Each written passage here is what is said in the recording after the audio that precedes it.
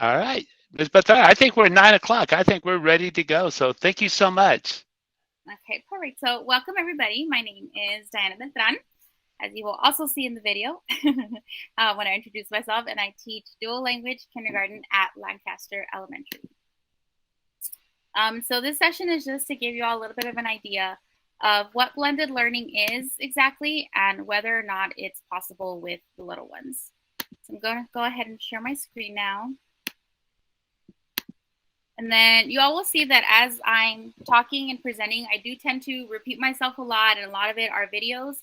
But I just wanted you all to be able to look back on the presentation and know exactly what's going on without me having to actually physically be there in case anybody misses a session and wanted to watch the recording of it, or if anybody wants to look at the presentation later.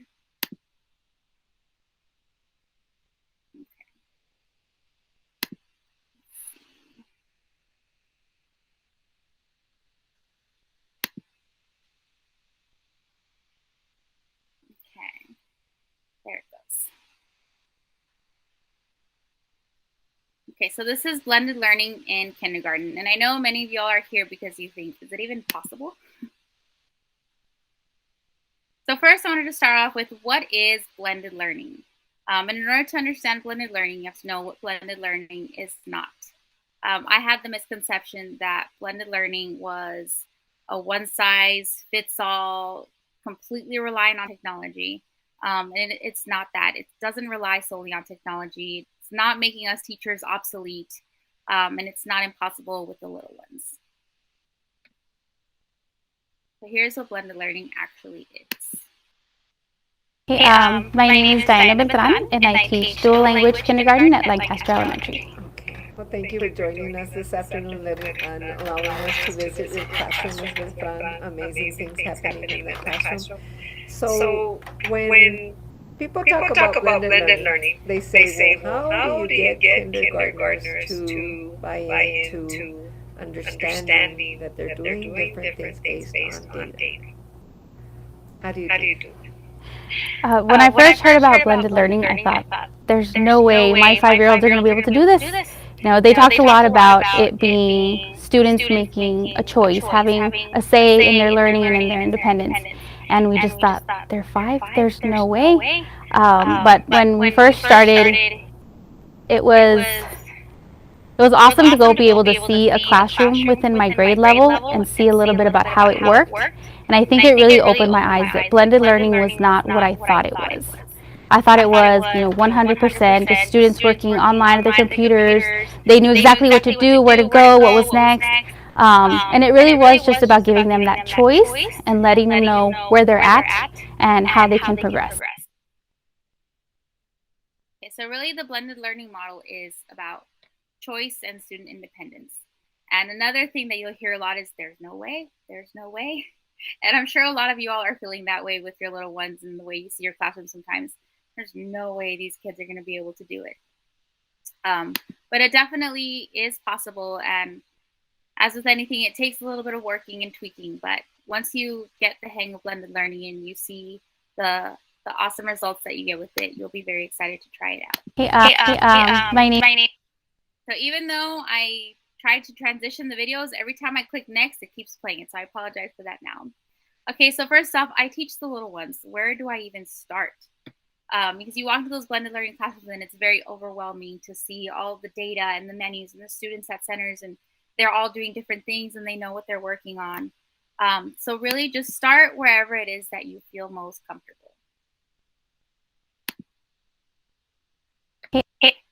So when I first started out at blended learning, I started out small. We noticed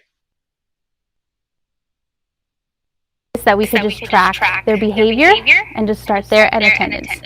So it was a monolingual teacher and I the first year that we started blended learning, and we came up with a system where the students, for our grade level, would just color in green if I behaved well, red if I didn't, and then yellow if I got in trouble, but I got better during the day. And so that's how we started out. And then we were able to see one of our first grade teachers and how she was incorporating the menus. And then we just kind of tweaked it down to what would work for our kindergartners. So just pick something where you think your students can do that pretty easily, and you can incorporate it pretty easily into your day. So when I first Okay, so this is blended learning and actual practice. Because I can tell you all day long about how my students do this, how my students do that, but for you to actually be able to see it and kind of get an idea of what it looks like, even at the beginning of year in kindergarten, I think is very powerful. So this is me trying to explain to my students right after break, nonetheless, and right before Halloween. We had just started using a different kind of menu because the first menus that we were using weren't working. Niña, voy a ver. Ahí está. Trabajo primero. El tuyo, Lili, ¿qué tiene? ¿Dónde está la niña? El trabajo primero. El tuyo, Dana, ¿qué tiene? Trabajo primero.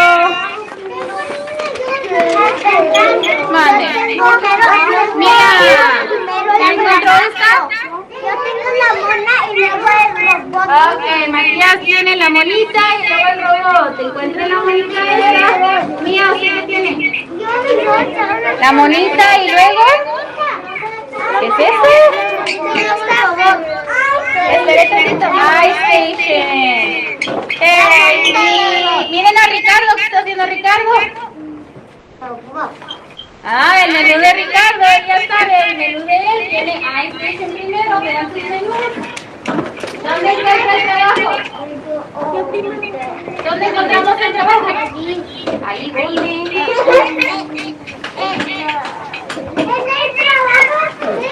Pero ¿dónde encuentro ese? ¿Cómo lo Y Belice es nueva.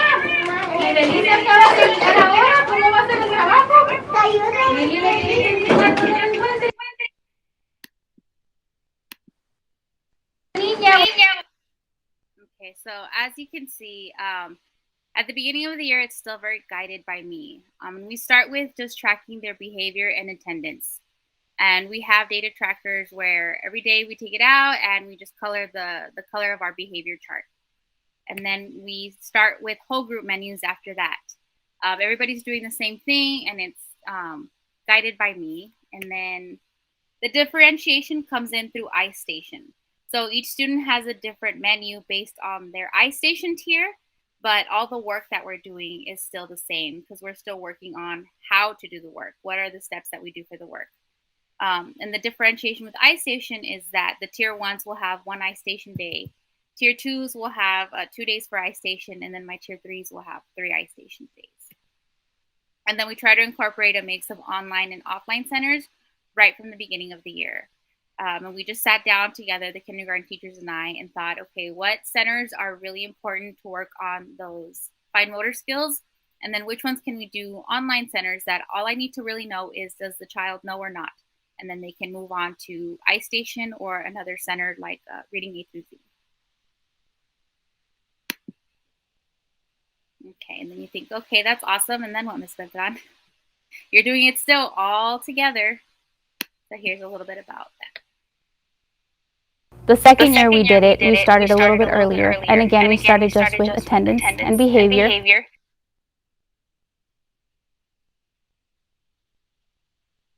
To kind of start getting them going on following directions and what does the green mean, what does the red mean, what does the yellow mean. And then we introduce menus once we've already established our routines for our centers.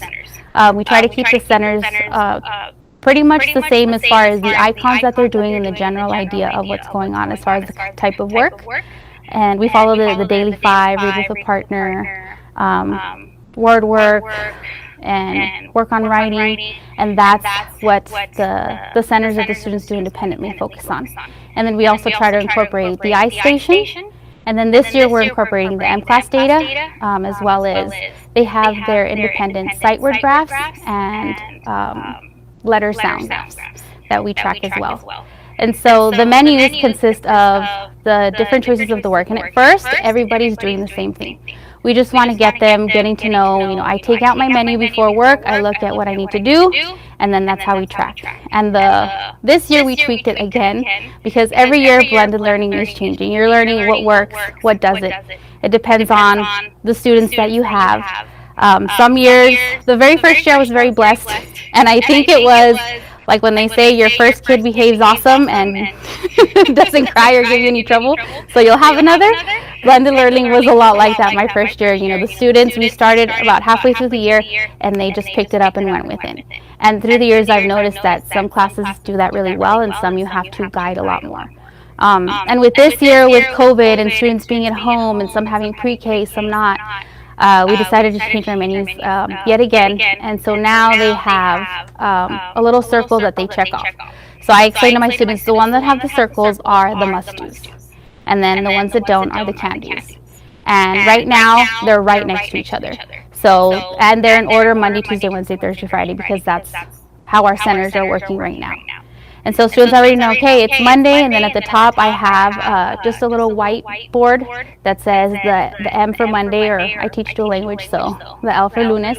And the students kind of are starting to get the hang of, okay, look for the L, that's what I'm working on my menu. Or they look for, I put up the little place card of the daily center that we're doing. And so they look for that, and then students, depending on their tier, will either have to do iStation first or the work first. And then the ones that are tier 3s, the work is a can do. So they must do their iStation time first, and then guided reading with me, and then if they have time, they can do the work or go to the centers, the free centers that are after that.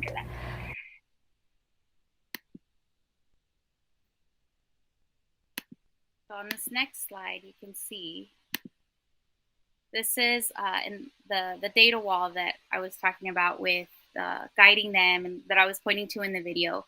I have up here my Imagine Math data, and then on the bottom is my iStation data.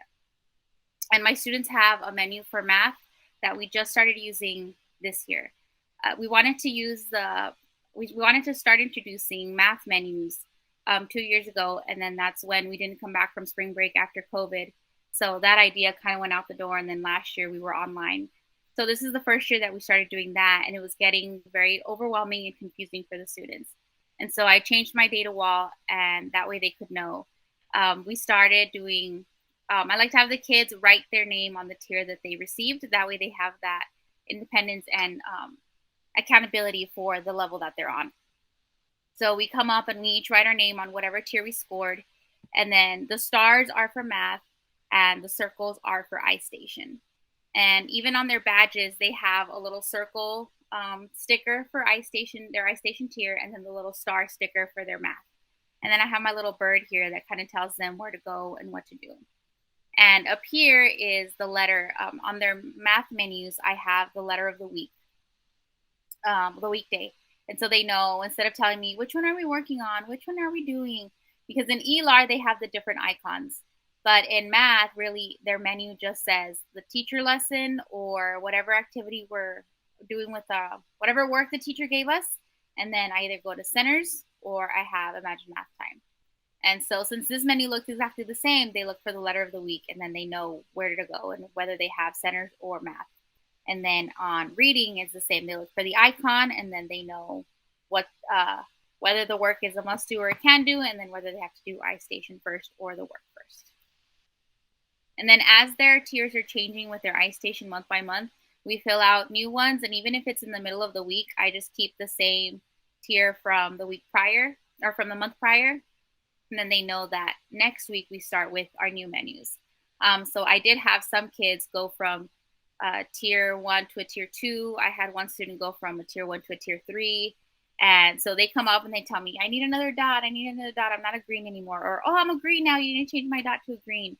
And so they do keep track and know. And then every Friday we throw away, or we send home the menus and we get new ones. That way we're not getting confused with a bunch of menus in our folders. And then, okay, they're 5 years old. So how is it that you even keep them on track and so that they know what it is they're doing? And this year my students are having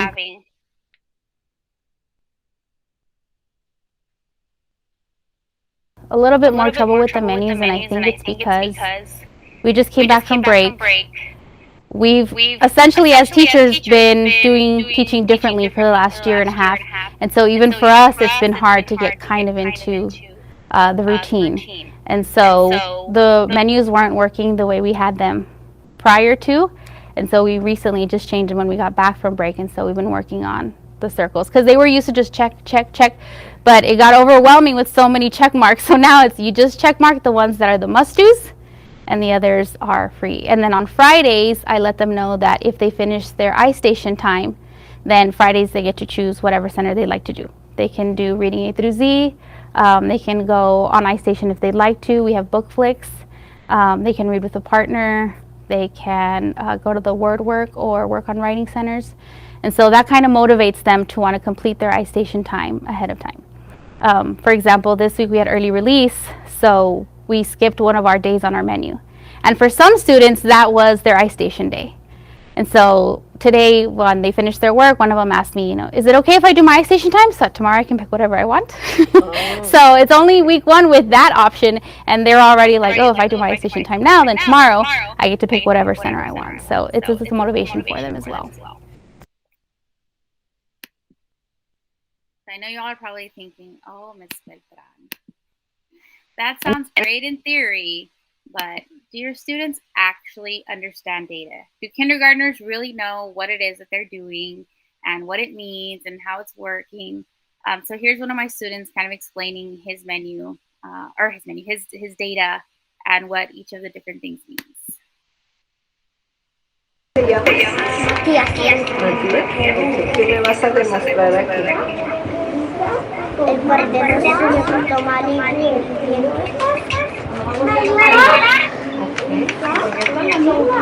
Este día que empecé de la clase y volví a aprender y volví hasta que volví quiero aprender más. ¿Qué es mejor, el verde o el amarillo? El verde. ¿Qué quiere decir el verde? El verde que te portas bien. Que te portas bien y luego el amarillo que más o menos, y el rojo te estás portando bien mal. Bien mal, pues qué bueno que no es rojo ahí, ¿verdad? ¿Qué pasó estos días, Matías? Sí, es que unos días me porté bien. Pero ya vas mejor, ¿verdad? Sí, y vine todos los días porque una que otra más cosas y todos los días más o menos me porté. Bien, mal, más o menos. ¿Por qué te tienes que portar bien?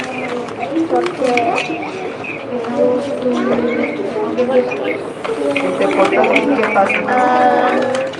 Mi mamá y papá no me tienen que pegar. ¿Y cómo te va en la escuela? Si te portas bien, te va bien, ¿verdad? Okay. ¿Qué más tienes?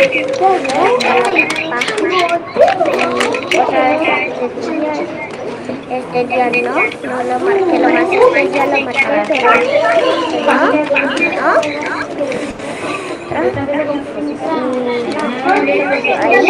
otra vez, y luego allí me porté bien, y allí, porque estaba en amarillo, pero estaba en verde, y aquí es verde otra vez. ¿Qué es esto, precioso? ¿Qué es esto de aquí? Pues esto, ¿cómo voy en iStation? ¿Y cómo vas? Pues poquito bien. ¿Mejoraste en octubre? ¿Cómo sabes que mejoraste? Porque estaba aprendiendo más, estaba aquí, un poquito más. ¿Viste poquito más? ¿Y qué es este? Esto es cómo sería, cómo aprendí las letras en la semana que descansé y hasta acá salí. ¿Estas son cuántas letras te sabías? En septiembre 1. ¿Y estas son qué? Las letras también, como aprendí un poquito ahí. ¿Se te olvidaron unas? Sí. ¿En cuáles estás trabajando? En las que están circuladas. ¿O en esas estás enfocándote? Y acá las palabras, muchas palabras aprendí, pero además 1, 2, 3, 4, 5, 6, 7, 8, 9, 10, 11, 12, 13, 14, 17, 18, 19, 20, 21, 22, 23, 24. Ok, ¿en cuál estás aprendiendo ahorita? ¿En cuál te estás enfocando?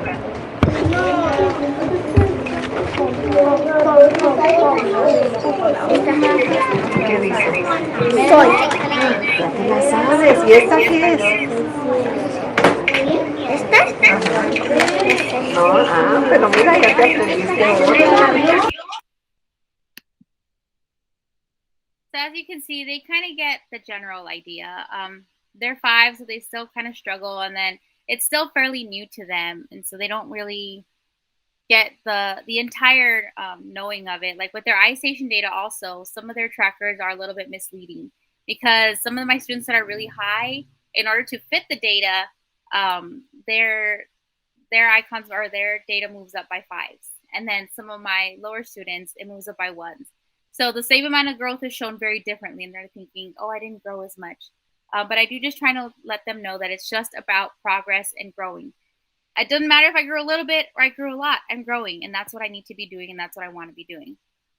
And I do try to explain to them as well that we need the green because that means I'm paying attention and I'm coming to school. I can't grow and learn if I'm not coming to school.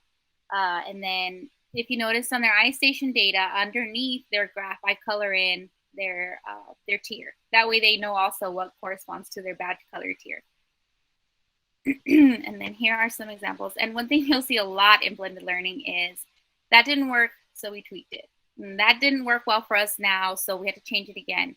And things are constantly changing depending on the kids that you're working with and what you saw worked and didn't work the prior year, and sometimes even the week before. This year alone, we've already had to change our menus 3 different times because this group of students is having a little bit more difficulty understanding the menus. Some of our centers changed because now we all have devices, so our stations are online, so we had to change our menus for that as well. So don't be afraid to constantly be changing what it is you're doing. Don't be afraid to get your feet wet because even if it doesn't work out, you can just try something the next week. And I know you're thinking, okay, but I'm trying to get rituals and routines and I'm constantly changing things on them. They're 5 years old and they're able to do it. And it does take time and it is a little overwhelming. The menus that we had just changed them when they came to visit my classroom about a month ago. And now they've finally gotten the hang of their menus and taking them out. I have less students telling me, what do I do? Where do I go? And a lot of them, they come and ask me, and they learn that I'm just going to tell them, I don't know, look at your menu. I don't know. And if you don't know where to go, well, then get on iStation. If you don't know what to do, then get on iStation. And some of them don't like getting on iStation. And so they know that I have to look at my menu because it has happened where they get on iStation and then one of their friends will be like, oh, no, look, you have centers like me. And they're like, oh, I've been on iStation this whole time. So they also try to keep each other on track, and they check each other's menus as well to see if it is that they can go to a center together. So on these next slides, I have some examples for you all of the trackers and the data in their folders. So the very first year I started, this is how our behavior trackers look like. We had 2 rows, and the top row was for attendance, and the bottom row was for behavior. And then, like I said, I teach dual language, so we just have the letters of the week, lunes, martes, miércoles. And I know it seems like a lot for kindergartners to track, and it was. So we had to tweak it again the following year. At the bottom, we just had like a kind of a monthly report where we would meet with each student individually, and okay, let's count together how many days you came to school, and let's count together how many days you made good choices. And then we had this spot here for them to be coloring in their guided reading level, and then they can color in their iStation level as well. So the next year, one of my coworkers asked me, or told me, she goes, if they're behaving, then don't you kind of already know they're here? How can they color in their behavior if they were absent? And I thought, oh, good point. So we just cut it down to 1 row, which made it a lot more simple. And then Also, so that they don't get confused between which of the rows we're on and which week it is, we added icons. And on that board where I had the J so that they would know what day of the week we were on, I also write in the icon for the week. So whenever we're doing their behavior trackers, they already know. If I don't know where to color in my behavior for the day, I look at the board. Okay, I'm on the J for the heart week. So that's where I color in my behavior. I'm on the V for the star week. And of course, with everything, not every child can do it. But I do try to make sure that at every table, there's at least one student that understands how it works really well. And then I have them be my table leaders, and they're the ones that know that they help out. Sometimes they'll bring it to me and I'm like, come on, leader, your table colored in wrong. You're my leader. You're the teacher for that table. You need to be helping them. And so they really like that. Oh, I'm the one that knows. Hold on. I need to check them. Sometimes we're running late. I'm like, come on, guys, we need to be outside. Our parents are going to be waiting for us. And they're like, wait, I need to check the folders, make sure that they colored in everything right. And so they really like that independence and that leadership role. And then as you can see down here on their report, we changed it just to a thumbs up or thumbs down. We still conference individually and count how many days, but then we do, okay, thumbs up, I'm coming to school every day. Or, oh, I'm missing a lot. I can't learn if I'm not here. And so they get to color in that piece as well. And then even that wasn't working for us because sometimes it's not just black and white. I didn't behave well or I did not behave. And so we went ahead and added the middle one as well. So I make really good choices. Oh, I need to make better choices. And that way the students know I'm kind of correspondent to the behavior tracker. It's green if I'm coming to school every day, red if I'm absent a lot, and then yellow if I come to school, but I am being absent here and there or every Monday or every Friday. So I need to come to school more often. And then for the behavior as well, we just modeled it after our behavior board. And that way we look, okay, do I have a lot of green, a lot of yellow, or a lot of red? And then we talk about where it is we need to be for the next month and why it's important that they need to come to school and make good choices. And then also with this middle one, whenever I'd say, are you coming to school? They'd color in the bottom one. So it was getting confusing between the thumbs up. So that's how we changed it to thumbs up and then the happy faces. And then here are the samples of our choice menus. This is our tier 1 menu for iStation. And then we have the must-dos on the left. And like I said, they have the circle and those are the ones they check off. And then the can-dos on the right, and they correspond directly to each other. So this student would do the word work, and then he can go to the work on writing free centers. And then then the day he's doing the work on writing, he can either go to the work on writing centers. He has to go to iStation. So that's why he has the work on writing centers with his word work. And they can choose because they'll have a specific assignment that they need to turn in for a grade. That is the word work. And then they can go to the word work free centers that are the stamping or the reading the word wall, read around the room. And so he gets to choose between these two centers that day. And then they need to do their iStation time after the work on writing assignment. So that's why they get to do the center here. And then my menus don't look exactly the same for all my tier 1s. The must-dos will all be the same. But then on the can-do side, I'll have some students do the word work and then they go to the robot, which is reading A through Z. Or some kids do the word work and then they can go to read with the partner. And I try to make sure that it corresponds to another menu. That way I have a tier 1 with a tier 2 and so on and so forth.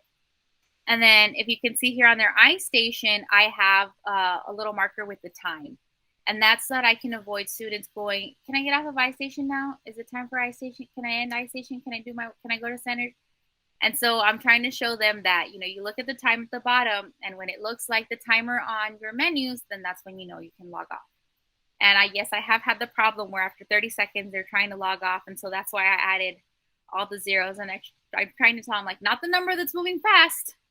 This one that takes a while to move. That's the one that has to look like this one. And so they are also getting the hang of that. And then at the bottom here is where they get the free choice. If they do all their iStation time, then I have on the board by their name where they signed, I have a check mark. And that means you have a check mark. Good job. You can go to the free centers and choose whichever one of the centers that you want to use that day. And then if your friend also has the free centers, then you guys can go together to a center. Because sometimes they're like, can he go with me here? I'm like, this is when you say that. So they're getting the hang of that. And then this third column is where we mark off, okay, I did my work, and then I got centers, and then I put a happy face. If they did the work poorly or they didn't do the work because they were talking, then they put a sad face. And then they turn in their menus at the end of the week, and whoever has all happy faces gets a prize and dojo points. And I've actually had very few students that turn in their menus. We're starting to have a hard time with that because I'm trying to focus on the small group now and do my guided reading. And so what I started doing, instead of worrying so much, they're not giving me their menus, they're not giving me, I just, whoever gave it to me, if it's one kid, he gets a prize. And they're like, here. I'm like, it's too late now. Just put it in your folder, take it home, show your mom. Next week, I'll pick them up again. Or if we did it for math, and now when you give me your reading one, you know, whenever I'm finished. Or if they turn it in and there's no happy faces, they don't get a prize either. And so that's how I'm kind of motivating them to keep track of their menus. And then this is a tier 2 menu. And as you can see, they have 2 iStation days. And then this is my tier 3s. And my tier 3s have the iStation as the must-dos. And then they have the assignments, except for the sight word book, because this is also what I use for their take-home guided reading books, so that they don't have to take home the school ones. And I make sure that our our sight word books from class assignments match whatever sight words we're working on in the classroom. And then I will let the parents know based on their graphs which sight words they're struggling with, and so which sight word books to focus on when reading at home. And then here for my tier 3s, I joined reading A through Z and reading with a partner so that they could read at the carpet or do reading A through Z because their menus didn't allow for them to have as much choice. And I do think it's important for them to still be able to go do either the word work or the read with a partner. And then these are the samples of the student data graphs that were in Matias's folder. This is actually a different student. I wanted y'all to see the growth that this student has, and he gets very excited. And with this middle one here, it was right before break, and he had only learned 6 of his sight words or his letters. And then I told him that whoever studied over break and grew then would get a prize when we got back, or dojo points, or I tried to motivate them with, I asked Peter Piper for those coupons for a free ice cream. And so that's what I motivate them with as well. And he was the one that showed the most growth out of all the students. And that's why it's even a different shade of orange. And he was very excited that he had grown. And when he saw this one, he was like, where's my prize? I'm like, oh, wait a minute. I said, that was just if you were practicing over. I go, here, you grew and good job. I go, but right now we just want to know where we're at. And so once they reach the top, they know that they get a prize also. And then I use the different colors. That way I know, okay, yes, he knows 11, but it's not the same 11 that he knew the time before. Like with Matias, you can see that his graph went down a little bit. And I can see based on the colors which are the letters that he's forgetting or struggled with more this time around. And then they also have their sight word graphs. And as you can see, how many students in kindergarten can tell you, I know 20 of my sight words. They may not understand fully what it is that blended learning is, or that they even know their progress. But as you saw, he was able to count and he can tell you, I know 24 words. And they know that the ones that don't have the underline, oh, those are the ones I can't read yet. Those are the ones I'm practicing. And I also share this information with the parents. That way they can see where their child is at and what they need to work on at home. And then these are examples of my data walls. When I first started, this is how my data wall looked. And I had the unit tests over here, and this was my AR scores that I was trying to track as well.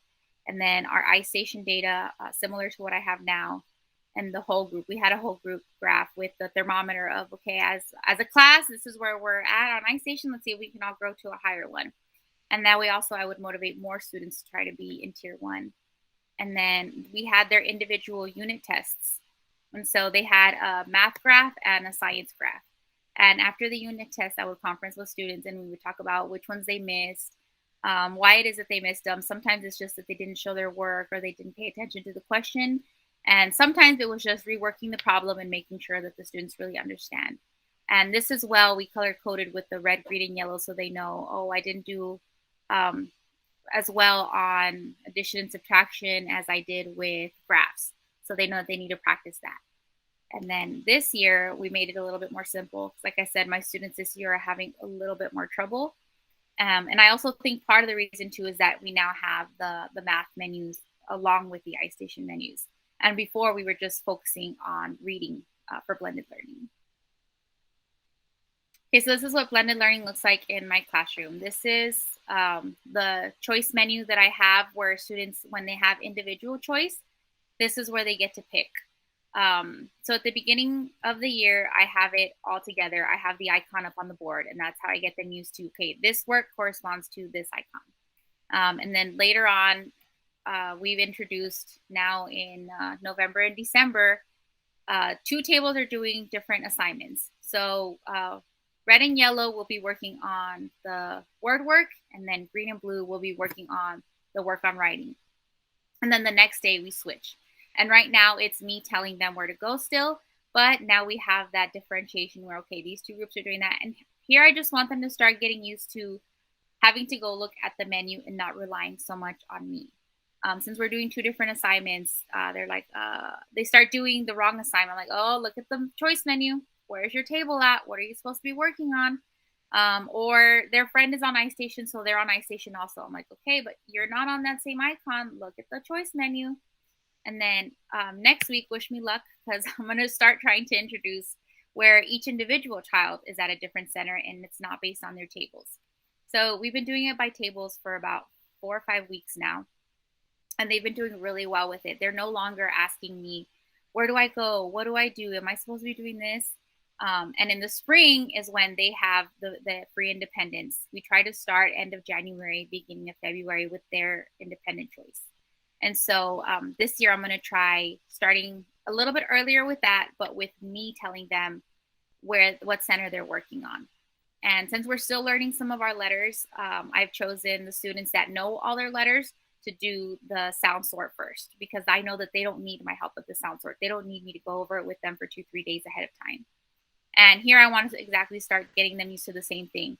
Okay, I'm not with my table doing the same thing. I have to go look for my name and then go get my assignment from the proper basket and then work on that.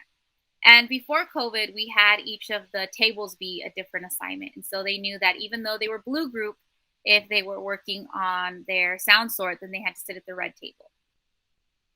Whoever got to do the poem, they get to sit on the carpet. And not only that, but if you chose poem first, then you were the one who got to play teacher and mark the punctuation and the uppercase and our sight words, so that the students who are doing it the rest of the week know which sight words they're looking for in the poem. And then on my filing cabinet, I have little books with their guided reading levels. And so the same, every time a student moves up a guided reading level, they get to move their book up to the spot on the filing cabinet. And then with our sight word graphs, we had a sight word caterpillar outside in our hallway where after I was done testing everybody on their sight words, we would all sit outside and we would announce, okay, Gael went from knowing 5 words to knowing 12 words, and everybody cheers and good job, Gael. And then they get to go stand by their name. We move it together, and then I take a picture and they send it to their parents. And one thing that I did notice is even if students were at 2 words and went from 1 word to 2 words, or they didn't move at all from 2 words, the students would still cheer each other on, and you would hear a lot of, it's okay, look, I know 70 words. Next week I'll help you, or come sit with me and I can help you and we'll practice. So they really do just cheer each other on and try to help each other out. And then speaking of, here is an example of students helping each other while I'm doing guided reading. And then on the right side, I had just gotten this student that day that they were recording. And so not only did she not know what to do, she wasn't in the system yet. So she didn't have any of the assignments. And I had another student absent, so I just logged her into that computer. And I wanted my other student, Lily, to be able to show her where she can find the assignment, and then they could work together on the assignment. So here is a student helping another one while I'm with guided reading. Dice veo, dice dice una, Ok, entonces vamos a ver una palabra que no sabemos todavía y es un poco más difícil. So she's fairly new to our classroom as well, and she's a tier 3. So she's only been with us about a month. And so he came over to show her and help her find the assignment. And then here's Lily with our new student.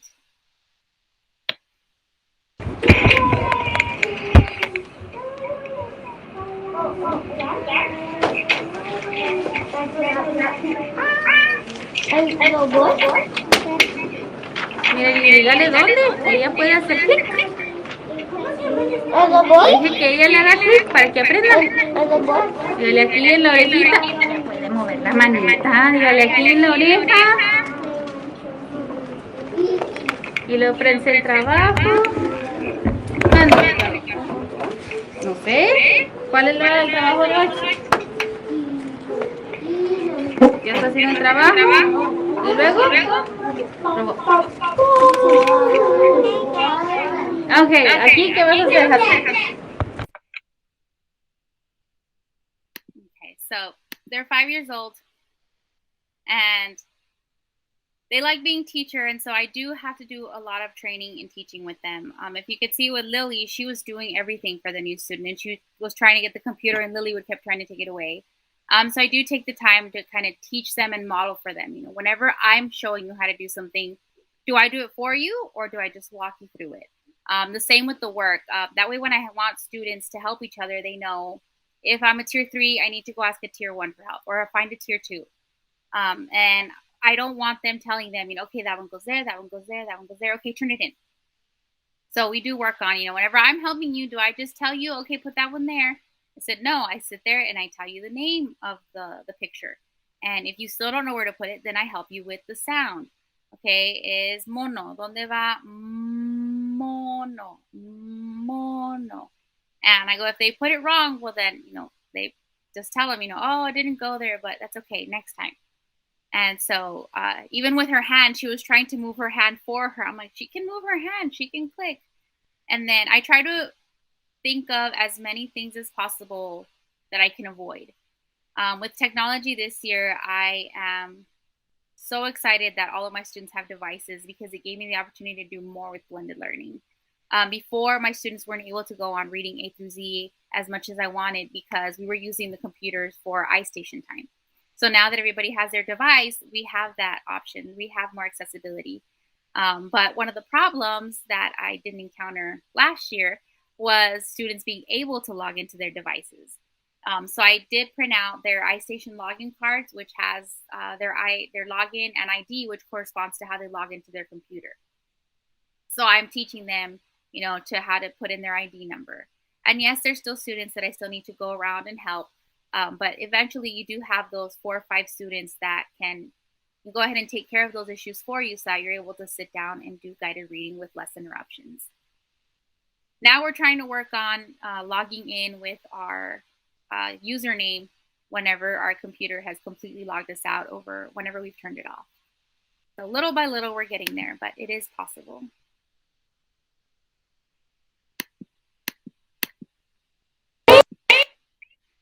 Okay, and I'm sure all of you are thinking, okay, this sounds great, but do I have to give up whole group teaching? I know whenever I went to go see some of the blended learning schools, they took us to other classrooms, and I've gone to blended learning trainings where, you know, 3rd and 4th grade teachers say, I don't do whole group teaching anymore. You know, it's awesome. I'm able to just focus on the individual groups or the individual students, and my students are moving along, and you know, that's great. But it doesn't always work for other grade levels or for other teachers. And so for me as a kindergarten teacher, I say, as far as giving up whole group teaching, that really is up to you. I like to still do whole group teaching. I have my whole group lesson with visualization that we were doing during that week on ELAR. We still do a whole group read alouds and shared reading. I'll even take that opportunity sometimes to do a little bit of guided reading on a day like early release where we're running out of time. We'll just do a whole group guided reading lesson where I'll call a few students from different tiers to come up. And then we do our whole poem choral reading still. Even though the students have independent choice later in the spring, I use that time to still model the pointing one-to-one for those that are struggling. I'll have a student come up and do the poem on their own and have the students repeat after that student so I can see if that specific student I chose is able to point one-to-one. We'll all go over the poem together and see, okay, you know, so-and-so marked the poem on Monday. Let's see how they did. And then, oh, this one's marked. Is this one of our sight words? No. Whenever they find like a word within a word, I'll take that opportunity. And so I still think that whole group is very important within kindergarten. On that same note, one thing I was finding is it was getting very difficult to manage the whole group with the blended learning. It's like, okay, well, now I'm spending too much time doing whole group because we're running out of time, and we have past time, and we have PE, and there's just not enough time in the day, and I'm trying to do social studies and writing. And so that's where blended learning is really awesome, because you can kind of choose what is important for me to do whole group and what skills can the students practice within their centers in blended learning. What do they have that independence to do on their own? They don't need for me to do it all together. And even those students that still need it for you all together, then you can call a small group because your other students are working independently on their tasks.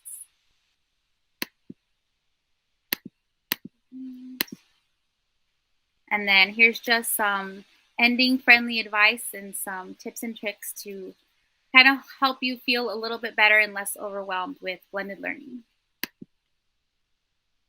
So first of all, like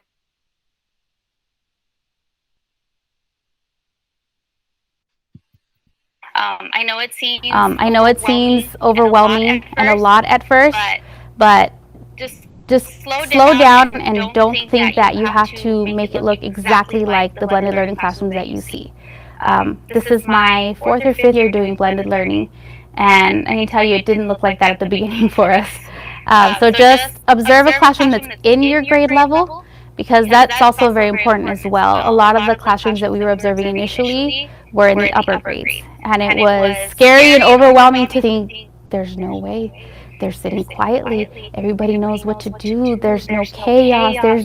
And once we were able to see the kindergarten and first grade classrooms, it was like, oh, well, this is what we're used to. It's just that now the students get to pick. So definitely go observe a classroom within your grade level, and then start small. Just pick one thing that you think,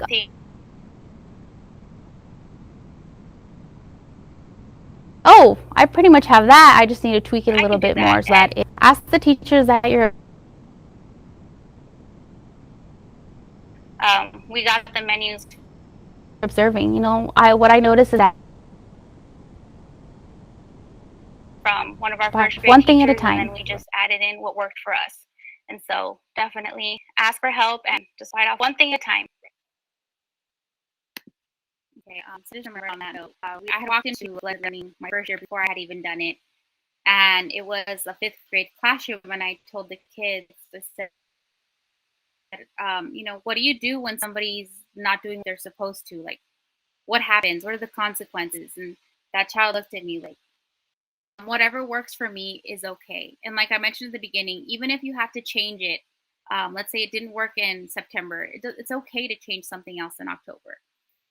Even if something you think, okay, it doesn't really work, but I can do it for now because I'm trying to work on this other thing and introduce something else. That's okay. You can always change it an extra year later.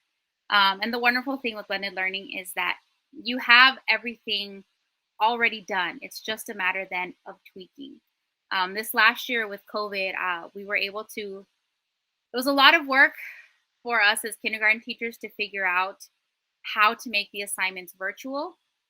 But thanks to that, this year with blended learning, I already have the online centers available. I just have to tweak it a little bit in order to help my students be able to be successful at it without me. And even now, some of the ways that we did it last year isn't working this year because they each had their parents next to them to ask for help. And right now I'm doing guided reading. I can't be asking for help. If my students are helping, then they're not getting their work done. And so you're constantly changing things and tweaking things. But my work has gone down substantially as far as preparation from the first year. And every year you'll see that, the more that you get to know what blended learning is and how it works for you, and that you understand that it's not a one size fits all. It's just about being able to give students that choice and do what's best for them so that they can keep growing. You'll feel more comfortable and see that it really is an awesome model.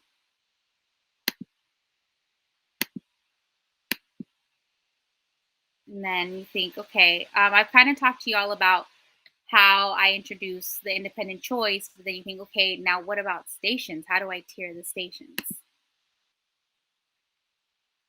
Data that we most heavily rely on for blended learning is their iStation data. The iStation data is how students know what menu they're going to choose. And then also, it doesn't matter how many times you say, it's so that they won't know who's higher, who's lower. They figure it out. And even if they don't know exactly the why, they start noticing, oh, if I'm a green, I get more center time. If I'm a red, it's a lot more iStation time and less free choice. And so we really started with the iStation piece and just doing tier 1s have one menu, tier 2s have another menu, tier 3s have another menu. Like I said, in the fall, everybody has the same work, mostly because we're still working off of beginning of year data and observational data. And then once we move into the spring, we start introducing the differentiated work. And typically what I'll do for that is every student is a tier 1, they still have the same center, but within that center, the work is differentiated. So for example, I have a center where they're tapping out words, and my tier 1s will have words with more syllables than my tier 2s. Some of my tier 2s will be blending syllables instead of individual sounds, and then my tier 3s will usually be focusing on just being able to name the initial sound or the final sound. Awesome. Thank you. And then you can even take it a step further, and sometimes I'll have tier 2s, but some tier 2s are almost a tier 1. Some tier 2s just came up from a tier 3. So that's where I'll differentiate even further, and the students know, I put their initials at the top and they know which assignment is theirs. And sometimes they'll be still both tier 2s doing syllables or 2-syllable words, but one group will be doing just joining the syllables, and then another group of students will be actually giving me each individual sound in the word. And then the same with my tier 3s. It depends on the students and the groups you have. But sometimes I'll have them give me initial sound or final sound, or sometimes I will provide the syllables for them and they just tell me which syllable goes first.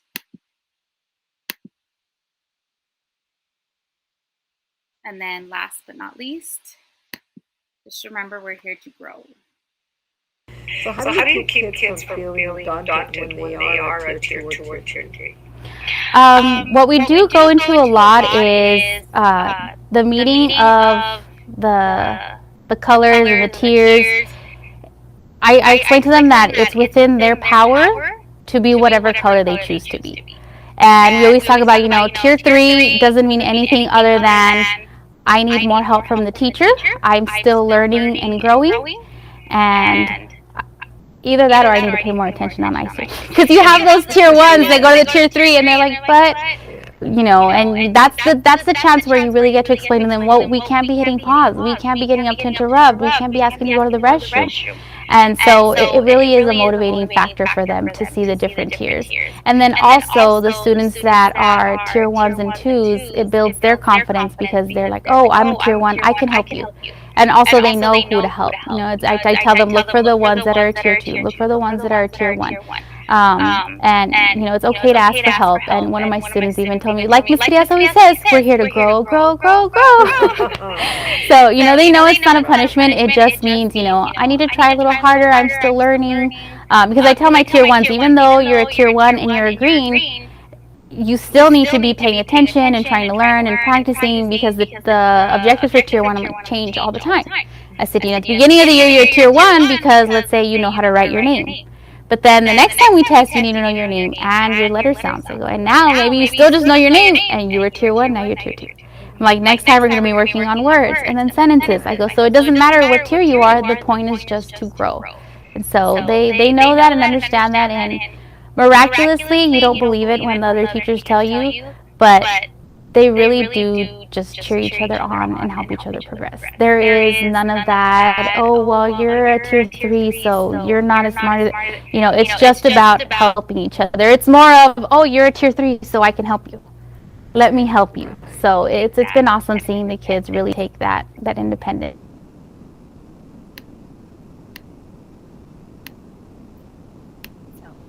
Don't be afraid of blended learning. As you can see, it does take its time, and you do have to model. And one of my coworkers also mentioned that she has 5th graders and she still has to model with them. So don't be afraid to get your feet wet and just give it a try, and you'll see. Just pick one thing that you like from today and that you can easily incorporate. Any questions? Anything I can help you all with? Okay, well, thank you all for joining me, and I'll go ahead and put my email in the chat box in case anybody wants me to email them anything or has any questions later. Thank you all very much.